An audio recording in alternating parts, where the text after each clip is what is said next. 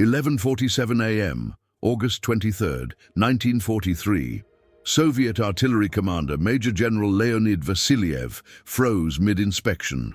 Through the scope of a German sniper 1,237 meters away, he had become a mathematical problem. Wind speed, 12 kilometers per hour from the northeast. Temperature, -7 degrees Celsius. Air pressure, 1,013 millibars. Earth's rotation accounted for over this distance.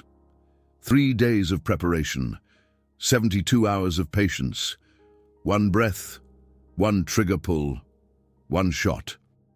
Private Sepp Allerberger of the 3rd Mountain Division had his finger on the trigger of his Karabiner 98K with a Zeiss ZF-39 scope.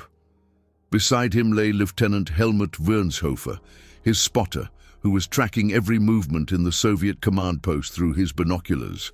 They were positioned in a self-dug foxhole on the north side of a hill near Kiev, concealed under camouflage nets and snow.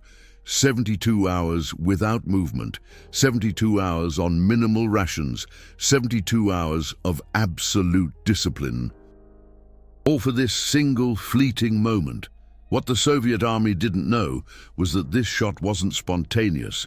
It was the culmination of a carefully orchestrated operation that had begun 3 weeks prior, when German intelligence identified a critical Soviet weak point. Major General Vassiliev wasn't just any officer. He was the man who had revolutionized Soviet artillery tactics on the Eastern Front. His methods had inflicted massive losses on German panzer divisions. Intelligence reports indicated that he inspected his gun emplacements every morning at precisely 11:45 a.m. Always the same time, always the same route, a habit that would prove fatal. The German commander of the 3rd Mountain Division, Major General Eduard Dietl, had personally approved the mission. Allerberger was selected because he already had 127 confirmed kills and was regarded as the most precise sniper in the division. But 1,200 meters was a distance that tested the very limits of the technology of the time. The Zeiss ZF-39 scope had a maximum effective range of 800 meters. At 1,200 meters, the shooter had to perfectly master ballistics, factoring in wind, temperature, and even the Earth's rotation. An error of just 2 degrees meant a missed shot by 3 meters. Preparation began on August 20th, 1943. Allerberger and Wörnshofer spent 2 days studying Soviet movements through their binoculars. They identified the exact point where the general stopped each morning to speak with his officers. They calculated the distance with a Zeiss rangefinder. At 1,237 meters, they measured wind and temperature at various times of day. They noted every small variable factor. Then, on the night of August 22nd, they crawled into their position. 1,237 meters between a German soldier and a Soviet general, over a kilometer through enemy territory. The K-98K, even with the precise 7.92 kicks in 57mm Mauser round, lost a significant amount of energy over that distance. The bullet would take 1.7 seconds to reach its target. In that time, the general could move, the wind could change, 1,000 things could go wrong. But Allerberger had something more important than technology. He had patience, training, and 3 years of experience on the Eastern Front, which had taught him how to make the impossible possible. The night before the shot was the most grueling. Allerberger and Wörnshofer lay motionless in their position, while Soviet patrols passed only 50 meters away. They could hear the voices of the Soviet soldiers, their footsteps in the snow, the clink of their rifles. A single noise, a single movement, and they would be discovered. Death would have been certain, but they remained still, even as the temperature plunged to -12 degrees, even as their muscles cramped, even as exhaustion threatened to overwhelm them. They were mountain troopers. They were trained for impossible missions. At 10:23 a.m. on August 23rd, the Soviet morning shift began. Allerberger watched through his scope as Soviet officers emerged from the command post. He recognized captains, majors, colonels, but not the general. Not yet. Lieutenant Wernhofer whispered the current conditions. Wind speed 12 kilometers per hour, constant from the northeast, temperature -7 degrees, humidity 78%. Perfect conditions, as perfect as they could be in a war zone. At 11:32 a.m., Wernhofer spotted movement. A vehicle was approaching the command post, a ZIS-5 truck, standard Soviet model. 4 officers emerged from the truck. One of them was wearing the shoulder boards of a Major General, Leonid Vassiliev, the man responsible for the deaths of hundreds of German soldiers, the tactical mastermind behind Soviet artillery superiority in this sector. And he was standing exactly where Allerberger had predicted he would stand. Allerberger began his calculations. Distance 1,237 meters, already measured. Wind 12 kilometers per hour from the northeast, meaning 4.2 meters of drift to the right. Temperature -7 degrees, meaning 8% lower bullet velocity than at 15 degrees. Target standing on an elevation of approximately 1.5 meters above average ground level. Earth's rotation over 1.2 kilometers means a Coriolis effect of 2. 3 centimeters to the right. Every variable was factored in, every possibility considered. The reticle was adjusted. 13 mils up for the distance, 6 mils to the left for the wind. The moment came at 11:47 a.m. Major General Vassiliev stood next to a gun emplacement, speaking with 3 of his officers, pointing to a map. For 8 seconds, he stood completely still. 8 seconds was all Allerberger would get. He took a deep breath, let half of it out, held it. His heartbeat slowed to 48 beats per minute, the result of years of training. His finger rested on the trigger. 600 grams of trigger pull weight, perfectly adjusted. The general filled the reticle. A man reduced to a ballistic problem. 1,237 meters. 1 life. The shot shattered the silence like a whip crack. The 7.92 57mm round left the barrel at 850 meters per second. It traversed 1,237 meters of enemy territory in 1.68 seconds. It dropped 7.2 meters due to gravity. It drifted 4.2 meters to the right due to the wind. It was minimally deflected by the Earth's rotation, and after 1.68 seconds, it struck Major General Leonid Vassiliev in the left side of his chest, pierced his heart, and killed him instantly. The Soviet officers took a full 3 seconds to realize what had happened. The general had simply collapsed. No scream, no sound other than the distant crack of the rifle shot, which only now reached their ears. Chaos erupted immediately. Soldiers dove for cover. Officers screamed commands. No one knew where the shot had come from. Private Sepp Allerberger and Lieutenant Helmut Wernhofer remained motionless for another 40 seconds.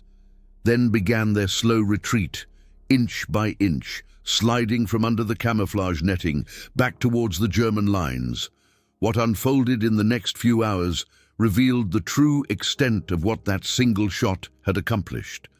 The Soviet 47th Army, under Lieutenant General Pyotr Kochkin, received reports of Major General Vassiliev's death at 12:18 p.m., 31 minutes after the shot was fired. The initial reaction was disbelief. A general killed by a sniper. At that distance, impossible. But as the reports were confirmed, as the distance was triangulated to over 200 meters, panic spread through the Soviet command structure. Kochkin immediately ordered a full review of all security protocols. Every officer from the rank of Major UP received new instructions. No more inspections at set times, no predictable routes, no staying in the open for more than 30 seconds. The German Mountain Infantry Command had not just killed a general. They had proven that no Soviet officer was safe, not even a kilometer behind the front lines. The psychological impact was devastating. Soviet war diaries from this period illustrate the fear. An entry from August 24, 1943, penned by Lieutenant General Kochkin himself. Yesterday, we lost more than just Major General Vasiliev. We lost our sense of security. The German snipers can reach us anywhere. 200 meters means nothing to them. How are our officers supposed to lead their troops when they know a German shooter can eliminate them from a distance they can't even see? Another entry from August 26th, this time from Colonel Ivan Gromov, commander of the Soviet 132nd Rifle Division. Morale among the officers has collapsed. No one wants to conduct frontline inspections anymore. 3 majors have requested transfers. 1 was spotted hiding behind a tank, afraid to move in the open. This isn't just a military loss, it's a psychological disaster. German reconnaissance reports documented the changes. Within 48 hours of Vasiliev's death, the Soviet 47th Army completely altered its operational patterns. Officers moved only after nightfall. Inspections were conducted solely from inside armored vehicles. Command posts were relocated 2 kilometers further back. A single bullet had changed the entire tactical doctrine of a Soviet army. But for Sepp Allerberger, it was just another day on the Eastern Front. When he returned to his lines at 2:35 p.m. on August 23rd, after 3 hours of careful crawling through enemy territory, he made no grand gestures. He cleaned his rifle, ate his ration, and slept for 12 hours. For him, it was kill number 128. He would end the war with 257 confirmed kills, the 3rd highest scoring sniper in the Wehrmacht. The shot on Major General Vasiliev was neither his first nor his last, but it was the one that forced the Soviet army to accept that German precision was a weapon against which they had no defense. The technical details of this shot remain impressive even today. 1,237 meters with a Karabiner 98K with Zeiss ZF-39 scope. Modern ballistic computers calculate the probability of a successful hit at that distance, under battlefield conditions, at around 12%. Allerberger achieved 100%. That wasn't luck. That was the result of training, patience, mathematical precision, and a cold determination that only 3 years on the Eastern Front could produce. The Soviet post-war analysis of the incident, declassified only in 1991 after the collapse of the Soviet Union, reveals the full extent of the impact. Vasiliev's death destabilized the Soviet artillery leadership for 3 weeks. His replacement, Major General Pyotr Sholokhov, took 17 days to restore operational capabilities. In those 17 days, German panzer divisions shifted their positions by 23 kilometers, significantly improved their tactical situation, and forced Soviet retreats at 4 critical points. A Soviet analysis report from February 1944 summarizes it thus: the loss of Major General Vasiliev on August 23, 1943, had strategic consequences far beyond his individual contribution. The fact that a single German sniper could eliminate a general forced us to revise all security protocols. The resulting delays and restrictions on officer leadership cost us tactical flexibility for several weeks. This was not just a successful enemy shot. It was a demonstration of German capabilities that shattered our command structure. For German snipers, the incident became legendary. Allerberger was immediately awarded the German Cross in Gold, one of the highest decorations for bravery. But more important than the medal was the respect of his comrades. In the trenches of the Eastern Front, where every day was a struggle for survival, Allerberger became the man who had made the impossible possible. The man who proved that German precision and training could overcome any technological limitation. The Soviet reaction went beyond mere protocol changes. Within 2 weeks of Vassiliev's death, the Red Army dramatically increased its own sniper training programs.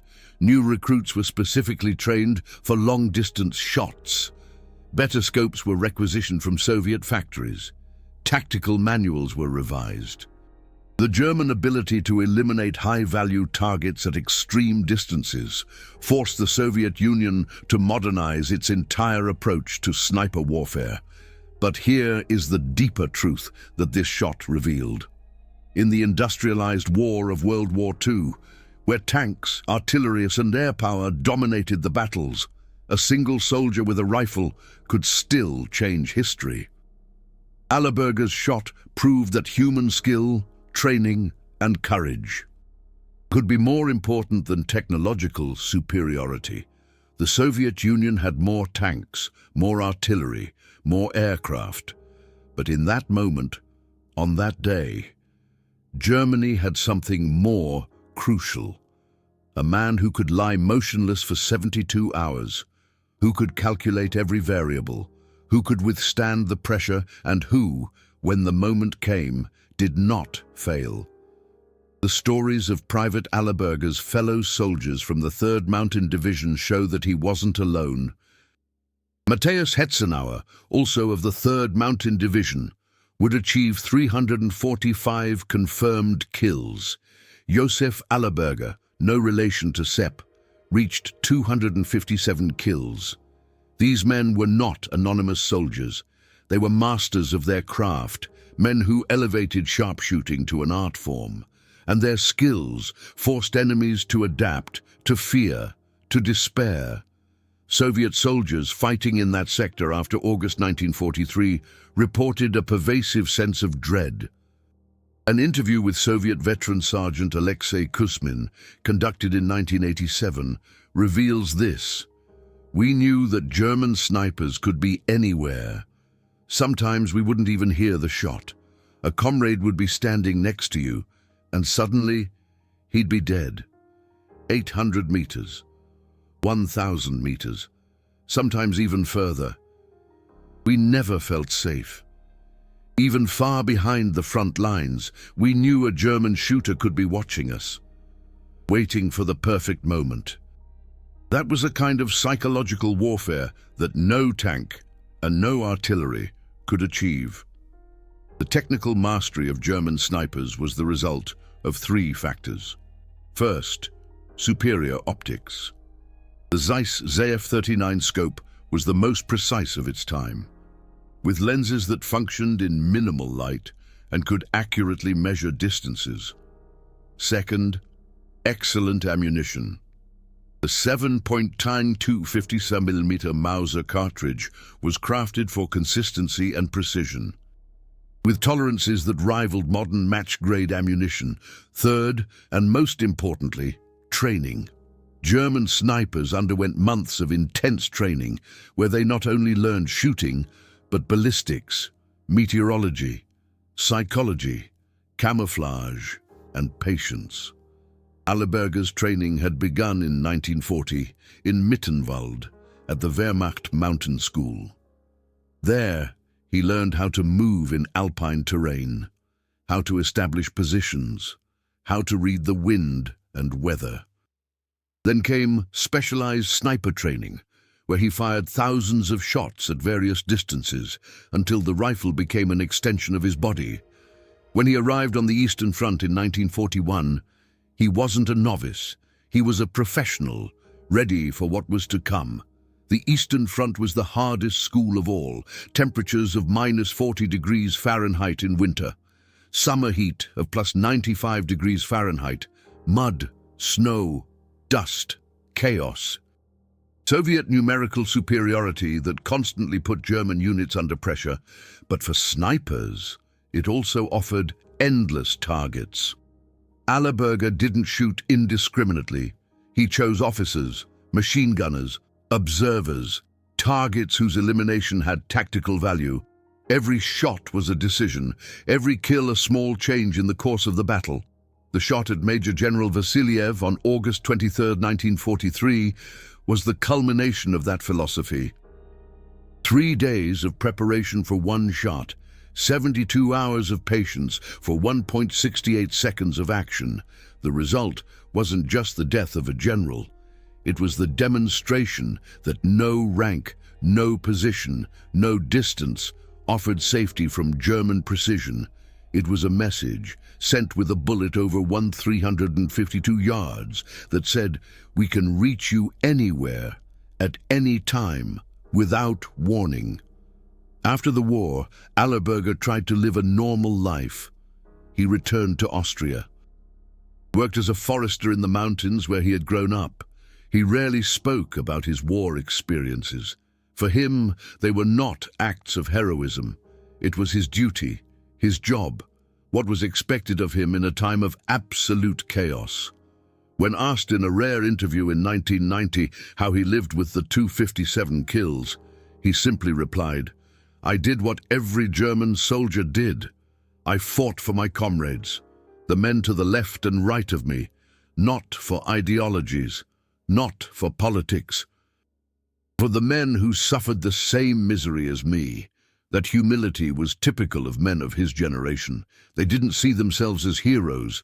They were soldiers who followed orders, who fought because their country expected it of them. The fact that their skills were extraordinary, that their actions changed the way wars were fought, was secondary to them. They just wanted to survive, return home, and forget the trauma that the Eastern Front had burned into their souls.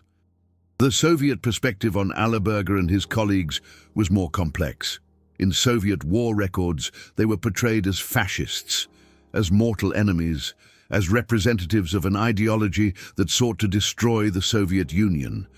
But on an individual level, in the accounts of Soviet soldiers, there was often respect. A Soviet sniper, Ivan Sidorenko, with 500 confirmed kills, wrote in his memoirs in 1972, "The German snipers were our most worthy opponents. They weren't fighting for conquest, they were fighting for survival, for their comrades, with a professionalism that we respected, even when we had to kill them." August 23, 1943, remains a date studied in military academies. The shot over 1,352 yards is analyzed, its ballistics calculated, its tactical consequences debated. What did it achieve? Strategically, it changed little. World War II wasn't decided by single sniper shots. But tactically and psychologically, it had a massive impact. It forced an entire army to change its operating procedures. It sowed fear in Soviet officers. It proved that individual excellence could combat numerical superiority. The legacies of men like Sepp Allerberger are complicated. They fought for a regime that pursued criminal ideologies. But as soldiers, they displayed skills, courage, and comradeship that transcend politics. History must acknowledge both: the dark reality of the regime they fought for, and the human truth of their individual actions, their courage under inhuman conditions, their ability to achieve the impossible. Today, over 80 years later, only a few veterans of the Eastern Front are still alive.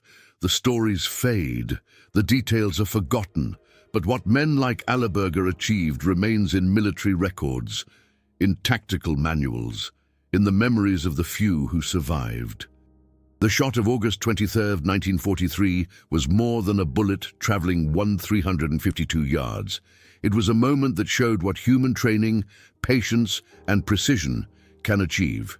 Even in the hell of total war, 1,352 yards, 72 hours of preparation, 1.68 seconds of flight time, one shot, a general dead, an army in panic.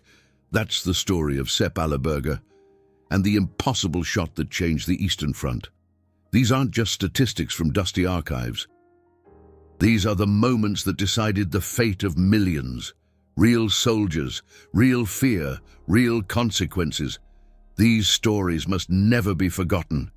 If these historical truths are important to you, then support with YouTube's super thanks, the golden heart below, Every super thanks enables me to spend weeks in archives, to digitize rare documents, to interview surviving eyewitnesses.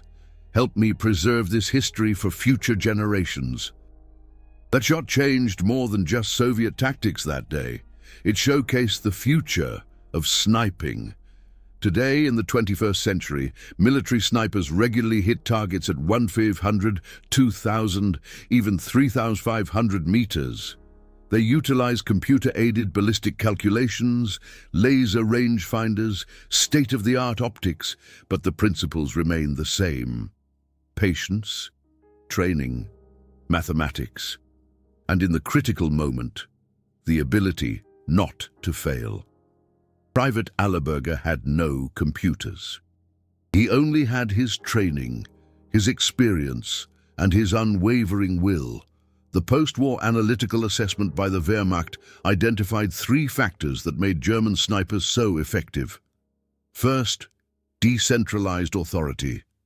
German snipers often operated independently, choosing their own targets, their own positions. This flexibility allowed them to seize opportunities that would have been lost in rigid command structures. Second, superior equipment. German optics and ammunition were superior to most Allied equivalents. Third, and most critically, training. German snipers weren't quickly trained soldiers. They were specialists who took months, even years, to perfect their skills. Private Allerberger's career as a sniper ended in April 1945 when he was captured by Soviet troops in Styria. He spent 2 years in a Soviet prisoner of war camp, surviving illness and starvation, and returned to Austria in 1947. He never spoke proudly of his 257 confirmed kills. For him, they were necessary, tragic, but ultimately, in the past. He only wanted the mountains, the silence, and the opportunity to forget the trauma that had marked him forever. The Soviet records on Allerberger, released only after 1991, show a mixed perspective. Military analyses respected his abilities. Political documents condemned him as a fascist. But the soldiers who fought against him, the ones who survived, had a different view. They saw him as an enemy, yes, but as a worthy enemy, one who fought with honor, who chose clear targets, who didn't kill indiscriminately. In the brutal morality of the Eastern Front, that was a distinction that mattered. The question remains, what can we learn today from that shot on August 23, 1943, militarily? It shows the importance of specialization, training, and patience, strategically. It demonstrates how individual actions can have disproportionate psychological effects. Humanly, it reminds us that even in the industrialized annihilation of modern warfare, individual skills and decisions can still change history. Sepp Allerberger died in 1996 at the age of 79. He left behind no memoirs, no grand public statement.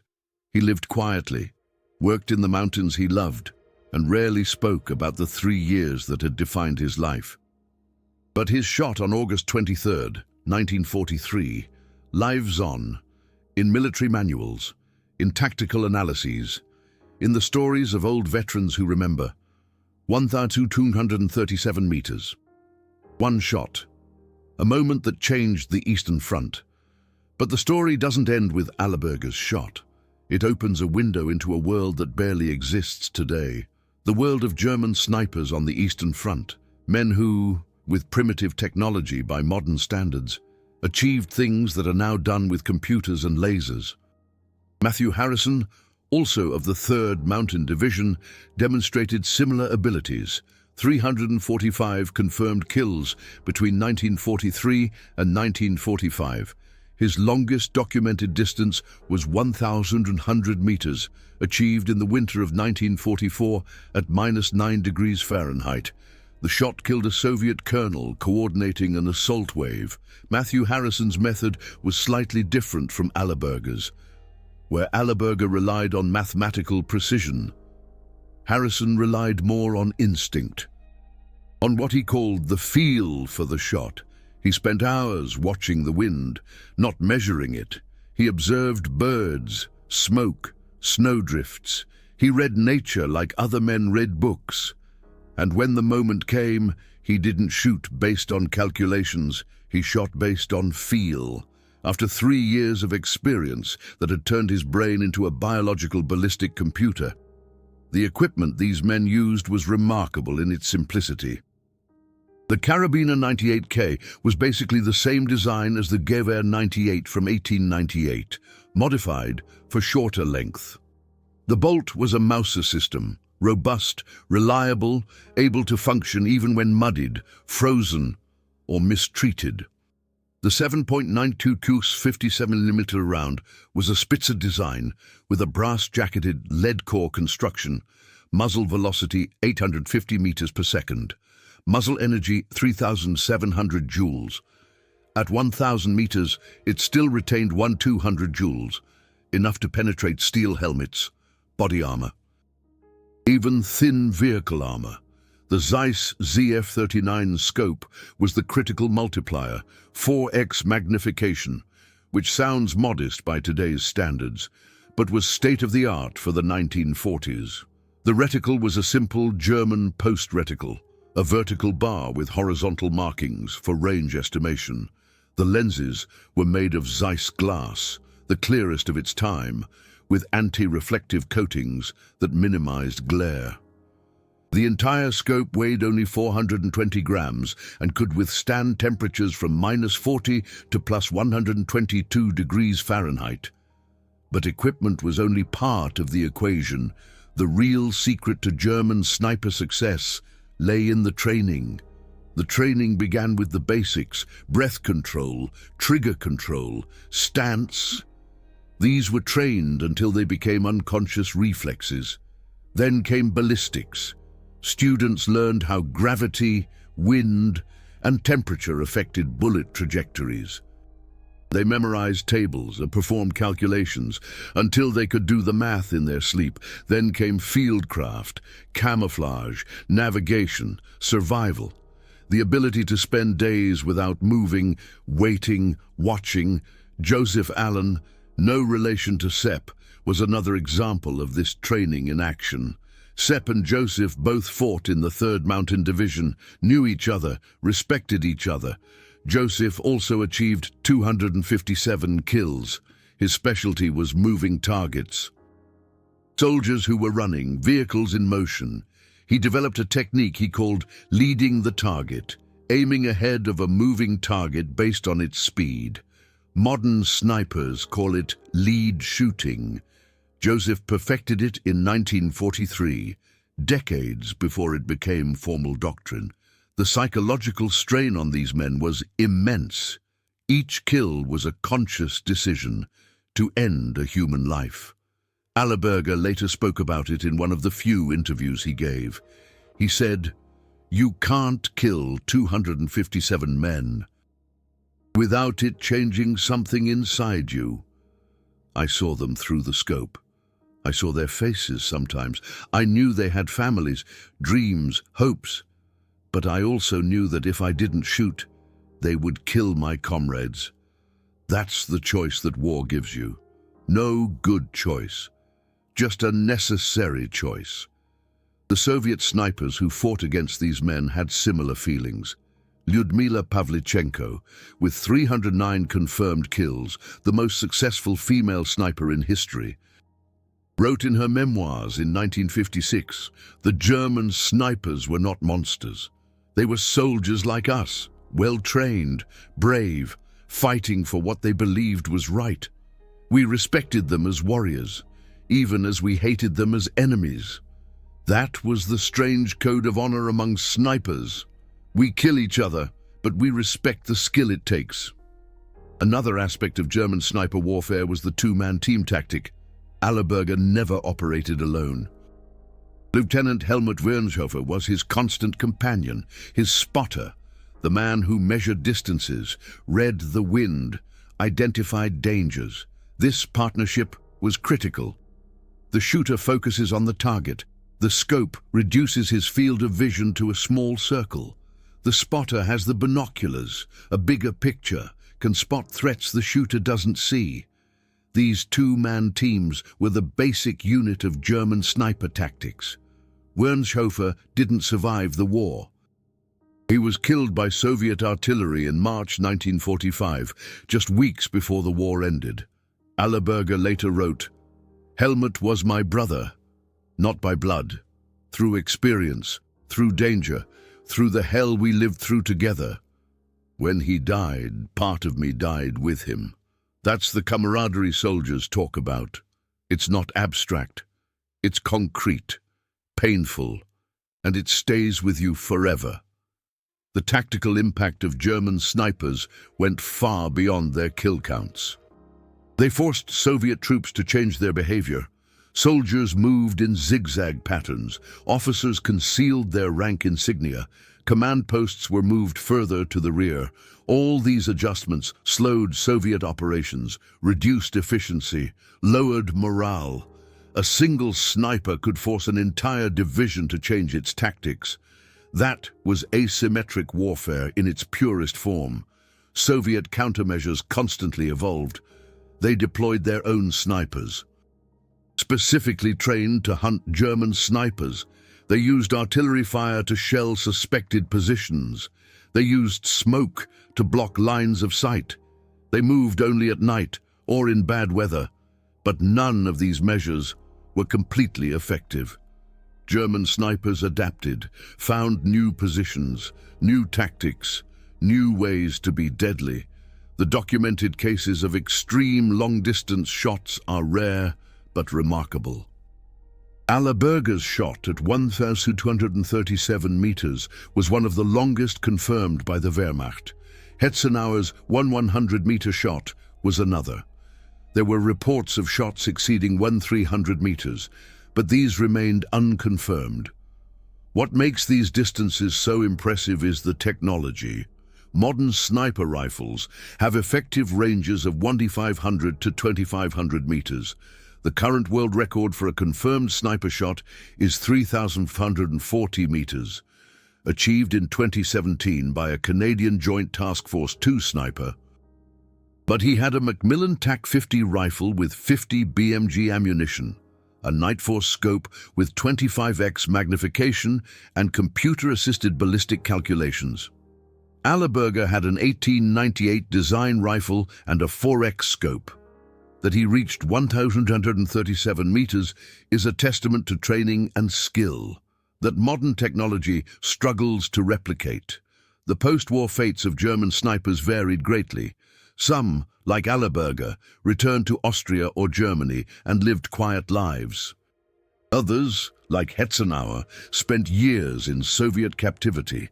Some were never released, dying in Siberian camps, their skills making them valuable propaganda tools or dangerous prisoners who needed to be eliminated. The Soviet treatment of German prisoners of war was harsh, especially for those considered specialists. Hetzenauer spent 5 years in Soviet camps. He survived hunger, disease, forced labor. When he was released in 1950, he weighed 47 kilograms. Less than half his weight at the end of the war, he returned to Austria, worked as a carpenter, and never spoke publicly about his wartime experiences. The 345 kills were a source of shame for him, not pride. He just wanted to forget, move on, live a normal life in a world that had tried to destroy itself. The ethical questions surrounding sniper warfare are complex. Is it more moral to kill an enemy from 1,200 meters than from 20 meters in close combat? Is a shot that precisely eliminates a deadly enemy better than artillery that indiscriminately saturates an area? Does the distance make the act more inhumane because the target is reduced to an image in a scope? Or does it make it more humane because it causes less collateral damage? These questions have no easy answers. What is clear is that men like Allerberger, in a time of extreme chaos, demonstrated abilities that went beyond normal human performance. 72 hours without movement, precise ballistic calculations under pressure, the psychological strength to pull a trigger, knowing that the result would be death. These abilities required years of training, iron discipline, and a type of mental fortitude that few possess. That they fought for a dubious cause does not make their individual abilities any less impressive. It only makes the tragedy greater. That such skills were used for destruction instead of for building, modern armed forces have learned a great deal from German snipers on the Eastern Front. The two-man team tactic is now standard. The emphasis on patience, camouflage, and precise target selection is built into every military sniper manual. The realization that a well-trained sniper has strategic value that exceeds his individual kills has become central doctrine. In a way, the spirits of Private Sepp Allerberger, Hetzenauer, and their comrades still fight in every modern conflict, their tactics copied, their mistakes studied, their successes emulated. But what these men achieved went beyond tactics. They showed that in an era of industrialized warfare, where technology dominated, individual human excellence could still be decisive. A man with a rifle could change an army. A single shot could influence tactics for months. That is the lesson the 1,137 meters between Allerberger and Major General Vassiliev taught on August 23, 1943. People matter, skills matter, courage, training, and determination can overcome technology, numbers, even fate. The shot echoed through history. It changed Soviet tactics. It inspired other German snipers. It forced Soviet officers to live in fear. And decades later, it still teaches us about the nature of warfare, human capability, and the terrible precision with which trained soldiers can deliver death. 1,237 meters, 1.68 seconds. A life ended, an army shaken, a legend born. What impressed you the most? Many viewers have shared incredible family stories. Grandfathers who were there, letters found in attics, war diaries that outlasted generations. Share your family history from this era below. Every comment is a piece of history that we preserve together.